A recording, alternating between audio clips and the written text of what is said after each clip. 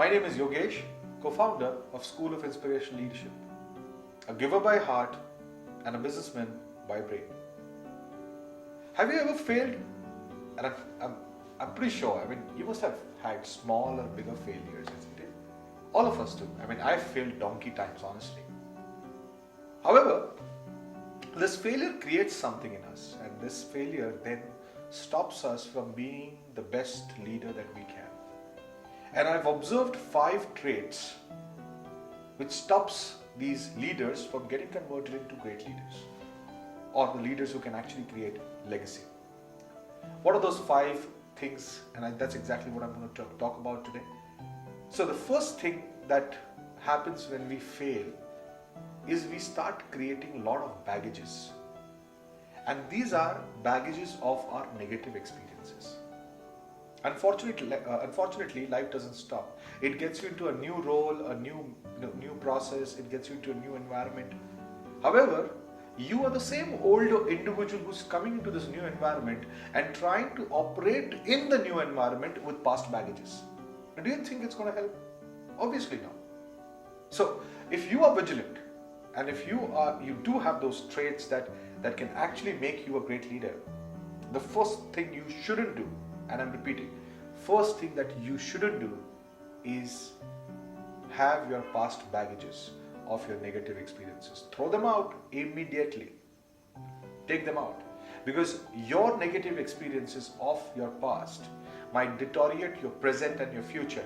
And most importantly, because you are in a leadership role or you are a businessman, it will affect the people that you are leading today. So, number 1, absolutely never, ever carry past baggages when you get into a new environment with new people, with new systems, and you're trying to do something new. Keep away your negative experiences immediately. Point number 2 that we're going to focus in what you shouldn't do if you really wish to become that great leader is, of course, stop labeling people. Now, have you noticed as you gain that experience of 10 years, 20 years, 25 years, 30 years, you have a certain pattern of looking at people. If certain people do certain things, you start, okay, he's a good guy, he's a bad guy, he's a performer, he's a non-performer.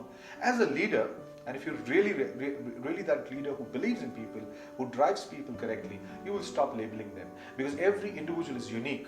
And unfortunately, in my experience, as I go up top of the ladder, I have very little time. And because I have little time, I start labeling people.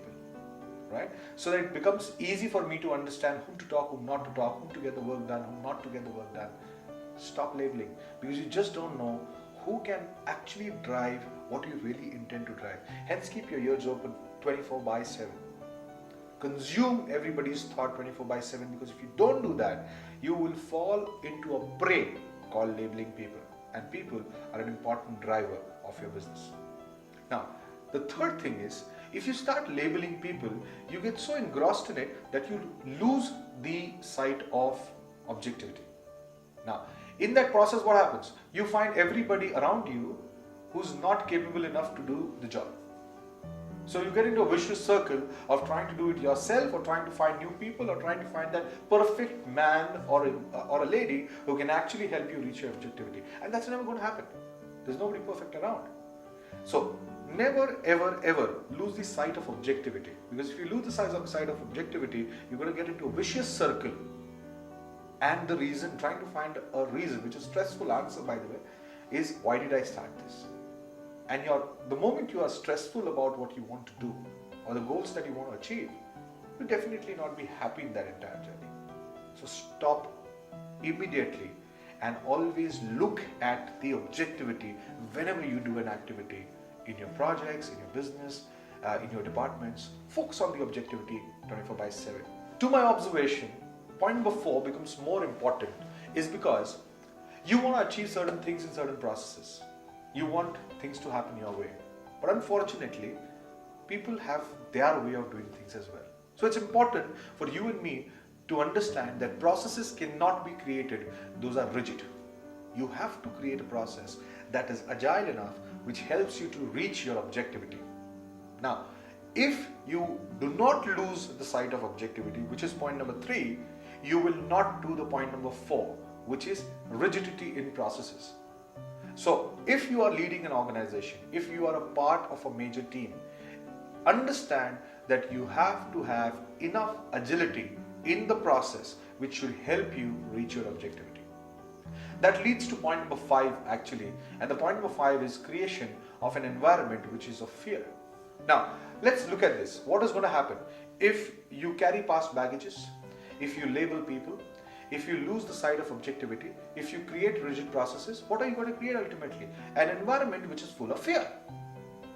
Now, if you have created an environment full of fear, do you really feel that you will be able to drive your people to the best of their productivity levels? The answer is no, obviously. Now, important for you as a leader or as a great leader, if you want to get on the path of that great leader, is possibly to understand that all the 4 steps, if I'm doing any one of them, I am calling for an environment which is leading in fear. And you take up Gallup or you take up any study on people who are happiest in an organization are more engaged, and people who are engaged perform better. Is a simple philosophy. So never ever create an environment which is of fear.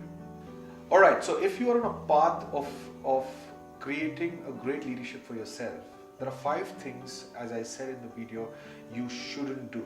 I'm going to repeat them for you. The first one is never carry negative baggages or negative experiences of past. Just cut them out. Point number 2, ensure you never ever label people. That's point number 2.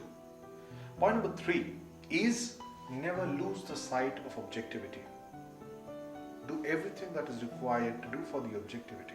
Align your people, align your systems, align your processes for the objectivity. Never have rigid processes in the system. Your processes need to be agile enough that they reach the objective. Point number 5, ensure you never create an environment of fear.